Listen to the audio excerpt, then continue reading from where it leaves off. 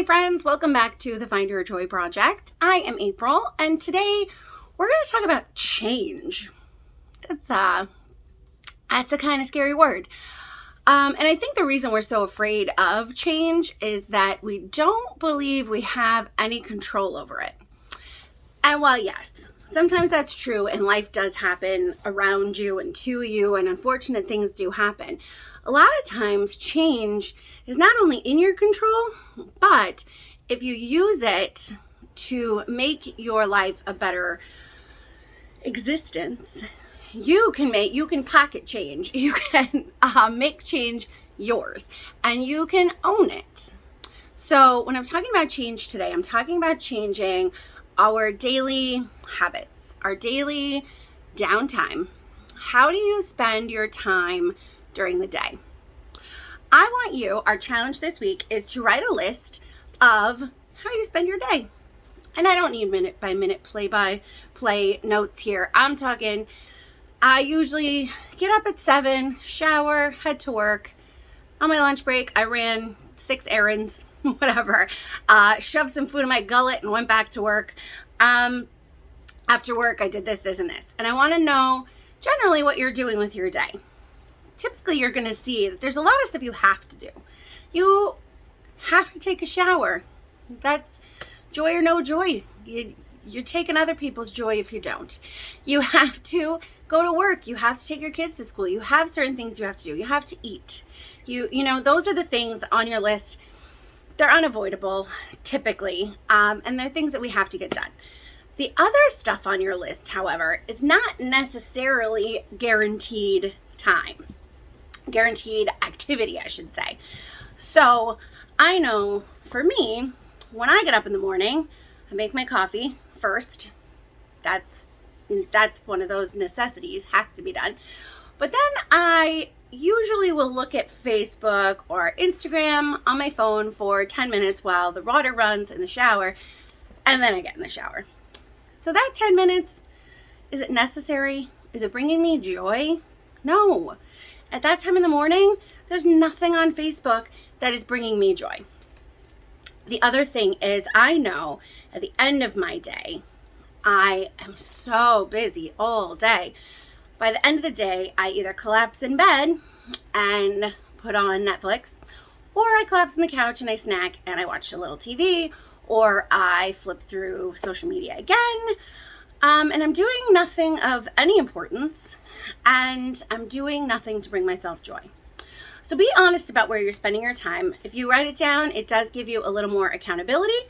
So if you write down this week just where you're spending your time generally, and start to look at the things that are not really necessarily bringing you joy, and eliminate them. I'm kidding. I'm not going to give up Facebook, and I don't want you to either, because that's how you follow me. I'm not going to give up Netflix. I really like to watch old reruns of New Girl and Grey's Anatomy, and I like it. Is it making me the happiest person I could be? No, not necessarily. But if I remove those comforts and replace them with things that are going to bring me joy, it's going to suck all the joy out of everything. So what I propose is that instead of thinking of it as all or nothing, you have all joyous activities or you don't have time for it, why don't we take 2 nights a week or 2 lunch breaks or 2 Saturdays a month, and that's where we're going to stick our joy in. We're going to remove some of those blah, time killer, zone out activities, and then plug in some activities that actually make you happy. I don't want this to stress you out. I want this to be an experiment for you. I noticed in the beginning when I was trying to make time for things like sewing and crafting, working on my videos, and different things like that, reading, it was a little hard to fit it into my day. But just as anything else, the more you do it and the more you enjoy it, the more you're going to find yourself wishing you could do it more. And you might actually swap out some of that TV time or social media time with activities that you like because you realize that you're in a better place because of it. If I'm being totally honest, My family is way happier when I'm sewing. They just are, because I'm happier. So I noticed that we all get along so much better and things groove in our house so much better when my husband has been taking time for himself, when my daughter gets time for herself, and when I'm sewing. And what's crazy about it is in the beginning, it was weird for them that I'm not totally available all the time for their every women desire. But now they kind of expect it, and they'll come in and see what I'm working on, and we'll enjoy it together for a few minutes, and then they kind of leave me alone, because happy mom makes everybody happier. Happy dad keeps the household happier. So it's time that we stop putting ourselves last, stop putting our joy last, and make that change in your day to find time for you. So your challenge this week is to make note of the things that you are doing to kill time. Time suckers, as my husband calls them. Like, video games are time suckers. You're getting nothing out of it, and it's just killing time until the next thing you have to do. So make a list of your day, see what is sucking your time, and in the end, sucking your fun, and replace 2 or 3 of those activities with something that you enjoy. All right?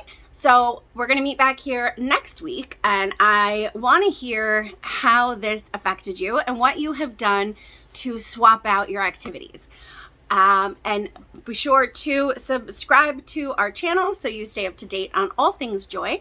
Follow us on Facebook at facebook.com/Find Your Joy Project, Instagram.com/The Find Your Joy Project, and our website, thefindyourjoyproject.com.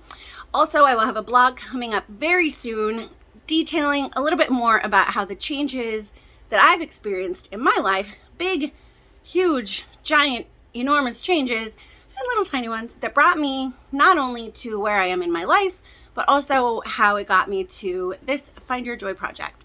So keep an eye out for that, and I will see you very, very soon. All right, so get to work, make me a list, swap some activities. See you soon.